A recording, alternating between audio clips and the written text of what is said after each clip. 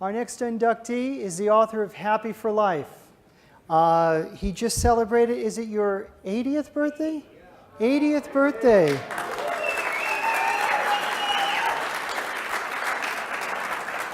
Ladies and gentlemen, please help me welcome Dr. Bob Nozik.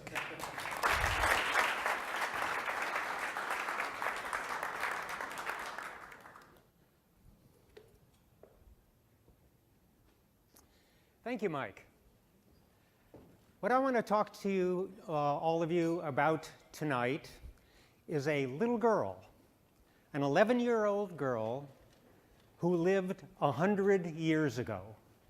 She lived with her father, who was a preacher, somewhere in the Midwest. Now, in those days, clergymen did not make an income. They depended upon the generosity of their congregation for their livelihood. If they had a wealthy congregation, they could do pretty well. On the other hand, if they had a poor congregation, not so much. Well, this 11-year-old girl and her father had a very poor congregation. So they were pretty much, almost literally, poor as church mice. In fact, one day, they heard that they were going to be getting a big barrel of handouts from their Ladies' Aid Society. And in that barrel of handouts, they were told, was a doll for the 11-year-old girl. She was ecstatic because they were so poor. She had no toys, no dolls, nothing like that. And this would be a first for her, so she could hardly wait. Well, one day, there it was, this big barrel of handouts appeared, and they emptied it all out, and lo and behold, it was just a false rumor. There was no doll in there. In fact, the only thing that was in there for a child was a pair of children's crutches. Well, you can imagine how disappointed she was. She didn't need the crutches, and she didn't get the doll she was hoping for, and so she broke down and started crying. Well, her father, seeing this, said to her, "Look, I know you're really disappointed about getting these crutches you don't need instead of the doll you really wanted, but what I'd like you to try to do is to try to find something about that you can be glad about."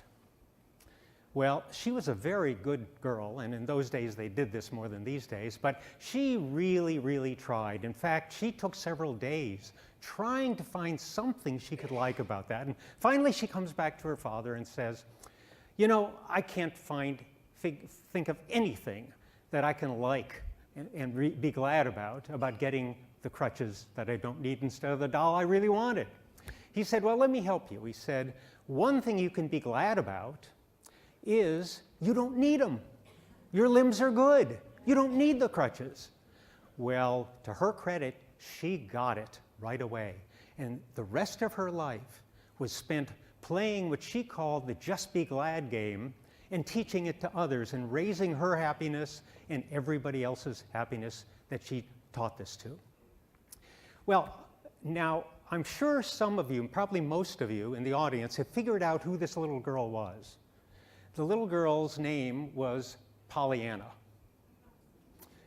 Okay, now, Pollyanna, if I were to say, "You are being a Pollyanna," I'm not giving you a compliment, am I? In today's vernacular, Pollyanna is considered to be someone who is happy when bad things happen.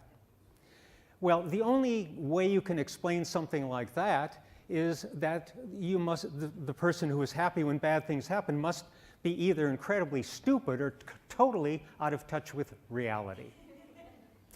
In fact, this is not the case. Pollyanna's game is very based in reality.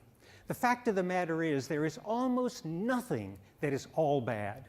Almost everything that we call bad is maybe 51% or more of it is bad for us, but there's good stuff in there if we just looked.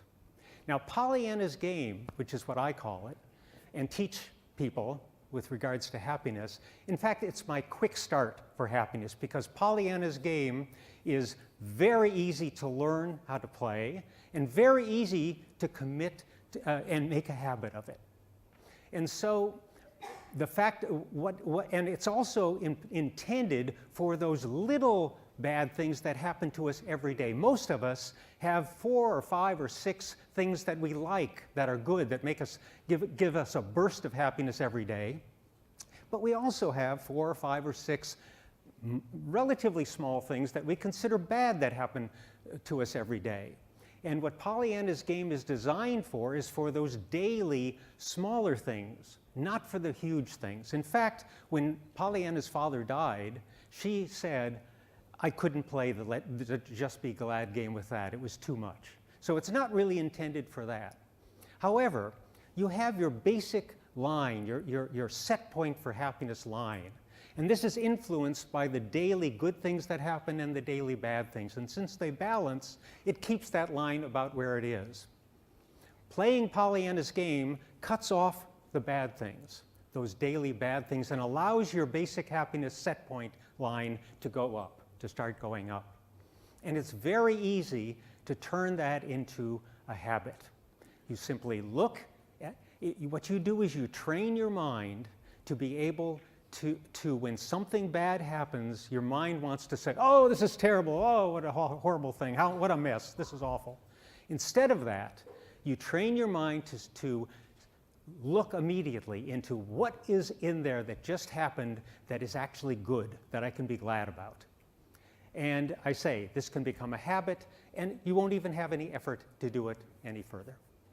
Thank you.